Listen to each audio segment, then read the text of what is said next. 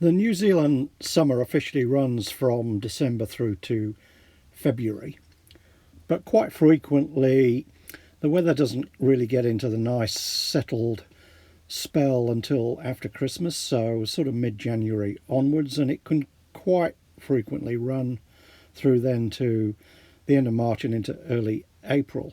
So we had a week and a half to 2 weeks available at the end of January, and we decided we were going to take the van up the east coast of Northland, which is the area on the map that you're looking at now, just north of Auckland. It takes about 2 hours to drive from Auckland to Whangarei, and it's also the first time that we took the camera with us and made some videos. So what we decided to do was initially head up to Kerikeri and spend a bit of time at one of the sites run by the Motorhome Association, then head up to the Kerikeri Peninsula, which is just beyond Monganui. We then popped back to Monganui on the way back to a place called Taupo Bay, and then we headed back south to spend some time with some friends that we've got near Whangarei on the Tutukaka coast. So let's look at Kerikeri first of all. Okay, so just about to head off to Rainbow Falls, and it's got cloudy. So I think there's only about a 20 or 30% chance that we'll actually get in the water here in the swimming hole, but let's see. We've got our togs with us just in case, so off we go.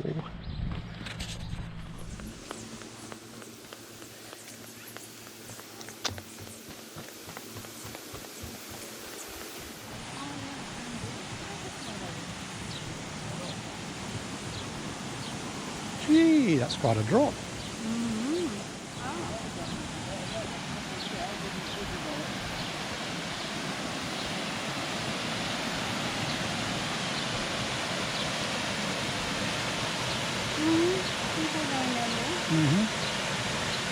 Pretty.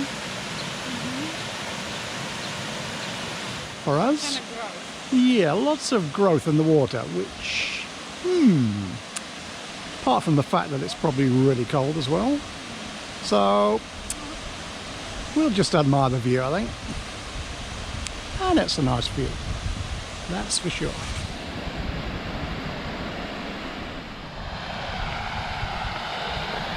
This little dam wall was built in the 1930s to just create a sort of backlog of water, particularly when the river flow was low, which probably it's pretty low at the moment with it being summer. And then there was an outflow, a little channel that came just behind these bushes here and comes down here. It's all got silted up now. And then there was a control gate here. And what you can see on the other side of the control gate is how deep the channel actually was before it got silted up on the other side. And basically the water then flowed and bypassed the waterfall downriver to a power plant, and it made hydroelectricity, and that's what enabled Kerikeri to start as a settlement development. So in the early 1930s they connected the power up, and I guess Kerikeri just started to grow from there. And I think this is the swimming hole that they're talking about. And we're just going to do a water temperature test. We might do a scientific and non-scientific. Vassie might put a hand in for the non-scientific, and I'm going to put my watch in for the scientific.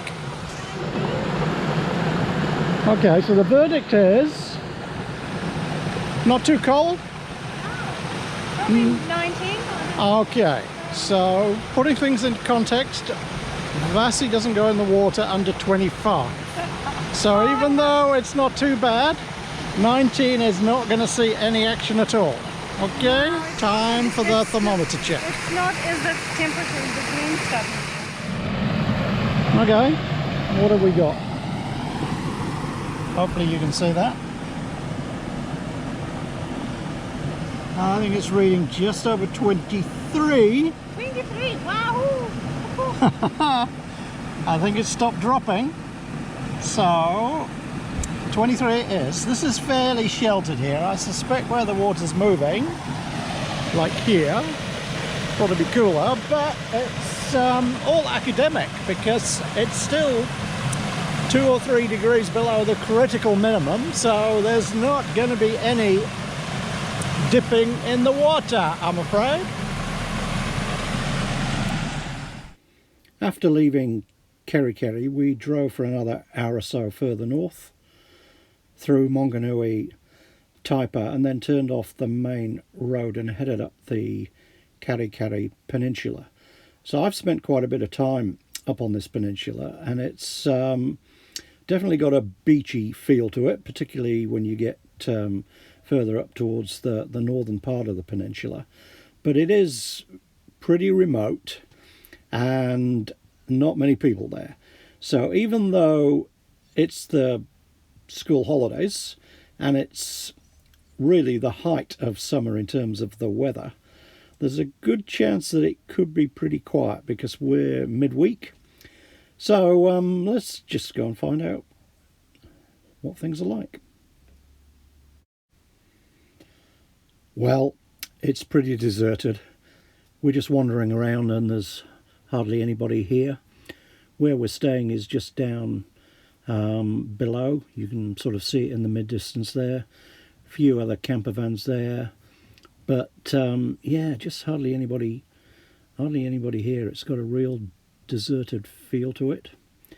And even though there are some plans for some development nearby, based on these signs that we're looking at here on this fence, the locals, who are predominantly Maori, obviously don't want it. So just round the corner down the road, there's a sort of, for this area, a big resort development that's been bought out by the Chinese, and they've announced some plans to further develop it, but I'd say based on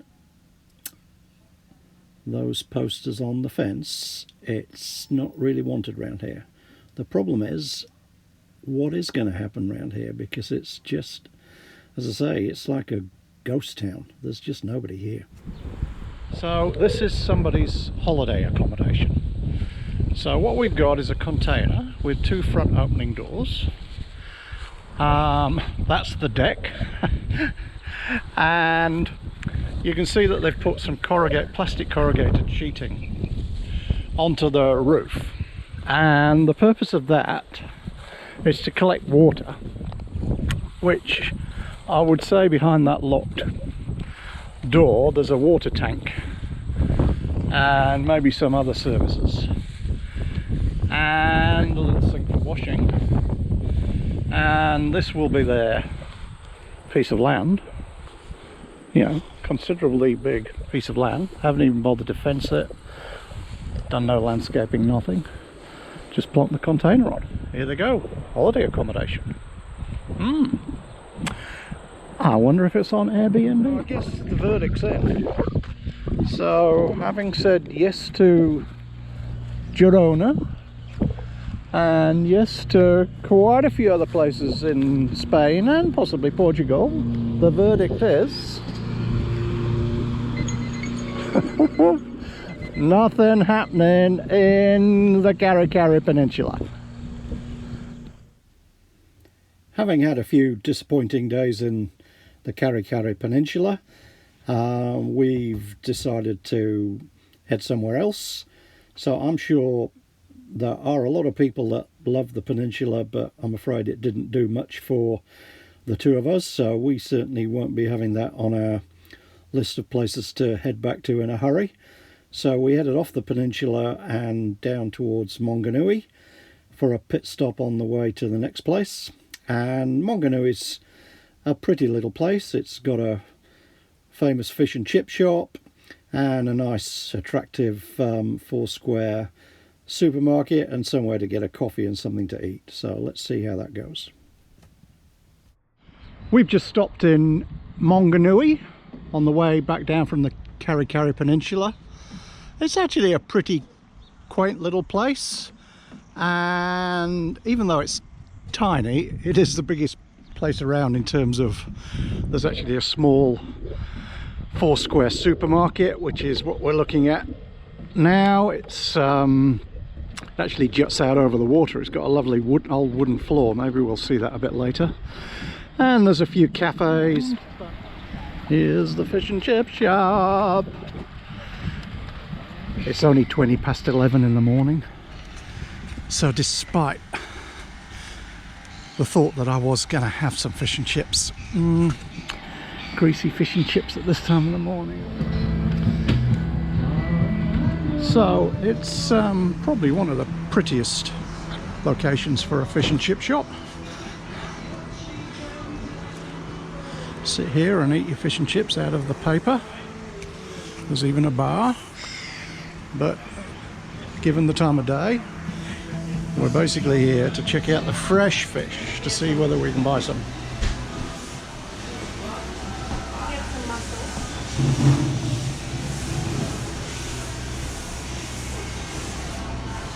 Ooh, more over here.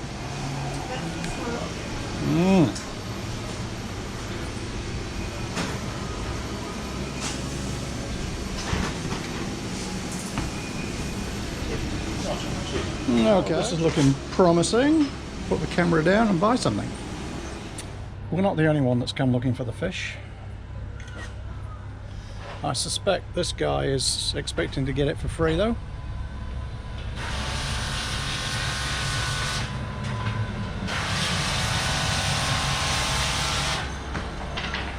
He probably comes here every day. How you doing, mate?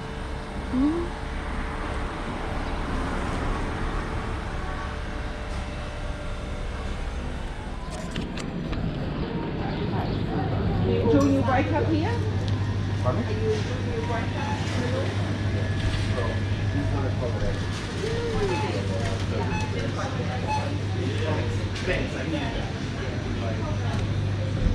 Very old wooden floors. And then probably the best view of any little supermarket in New Zealand.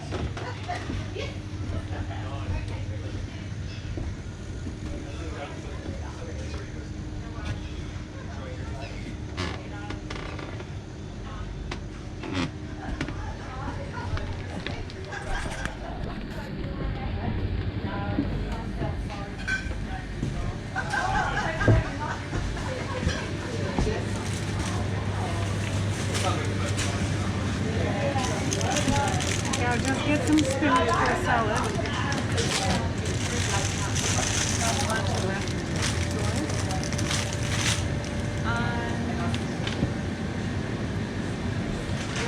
Okay, I think you've seen everything now.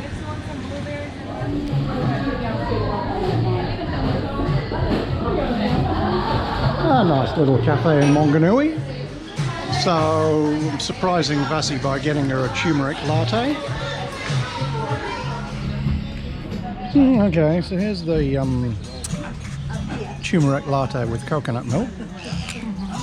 It's actually getting more popular. There's quite a few places that do it now. So maybe we'll start doing a little taste test around the country of how the turmeric lattes are. So this one gets how many out of 10? 1. One? One? Why only one? The Cocoa Quench, the golden one that they sell in the supermarkets, that is with turmeric, has more turmeric than this. Right, so there's not enough turmeric. Did you say it was a bit sweet earlier? Yeah, it is a bit sweet, but I guess that's their coconut milk. But there's no turmeric in the turmeric latte. Oh, so what's made it the yellowy colour? Probably a pinch of turmeric, and it should have at least a teaspoon. Okay, alrighty. The flat white's arrived. Looks good presentation, but we're just going to get a lesson in how to make a turmeric latte. Okay. Well, this doesn't look like it's made like that, but to make a decent turmeric latte, you need to Put some coconut oil in a pot, melt it, then put the turmeric in it and actually stir it.